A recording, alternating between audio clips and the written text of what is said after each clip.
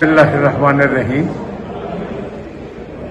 जैसा कि आपको मालूम है कि आज सुबह चंद दहशत गर्दों ने, जो कि आम थे राशन कोफ और ऑटोमेटिक के साथ, उन्होंने स्टॉक एक्सचेंज की बिल्डिंग के ऊपर हमला किया। वो पहले पार्किंग लॉट में आए और वहाँ से अंदर दाखिल होने की कोशिश की।